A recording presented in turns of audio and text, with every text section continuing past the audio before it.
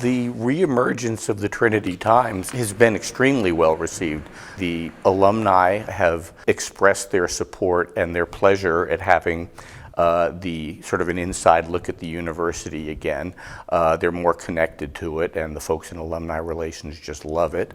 I think the staff and the faculty especially are just beginning to understand the value of this additional outlet, working for student creativity. And it appears that the students are embracing it as well. I would hope that this would be a center not only for academic learning, but for extracurricular activities and almost a social center, the way the school newspaper was back in the day when I was in school. Trinity Times stopped publishing in 2010, and there were a number of reasons for that. One of the reasons was that the amount of time it took in those days to publish a physical print newspaper was considerable, and many of our students today, and even in 10, 15, 20 years ago, they have to go to work. They did not physically have the time to put into publishing a physical newspaper. This was really before the days of digital news and websites and social media and so forth.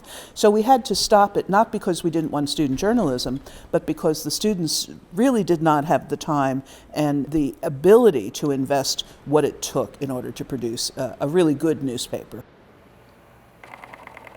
My name is Angela Young, and I am a journalism and media student here at Trinity. And what I do for the paper, I am a reporter.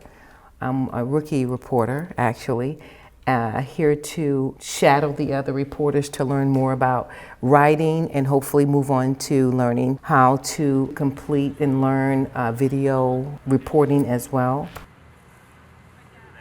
Over the last decade or so, I have missed having a student newspaper. And some people may say, my God, the college president should love not having a student paper. No, I hate it, because students should have a voice. Students should have a way to produce their stories about themselves, about their achievements, stories, whether they're complimentary or critical about the administration of the college. That's all part of student life. We should have that. They should also be investigating and writing about the great issues of our day. What I learned about journalism is being able to tell different stories through different types of media, whether it's writing, video.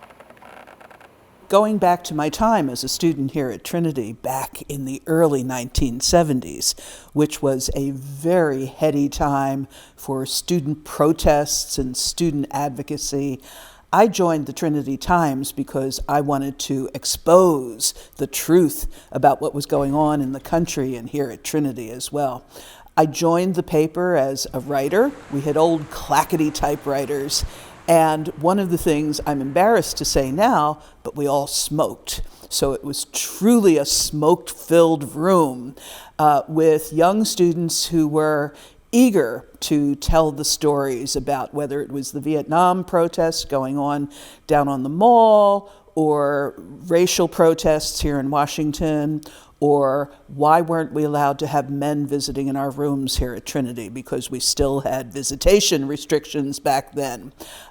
It was a wonderful opportunity to learn not only how to write, not only how to put together a newspaper, but how to work in a team with other equally strong-minded women who wanted to put out a great newspaper a couple of times a semester. It was a lot of fun. It was work, but it was a lot of fun. I would also like to see the Trinity Times become a multimedia voice of the concerns for the students at Trinity, our unique perspective, and just kind of a way to promote the inclusive excellence that's become Trinity's motto in recent years. I want to cover different perspectives at Trinity. I feel like at Trinity we have amazing, creative, successful women, and I'm driven by being able to shed light on multiple perspectives, and that's what I want to do here at Trinity.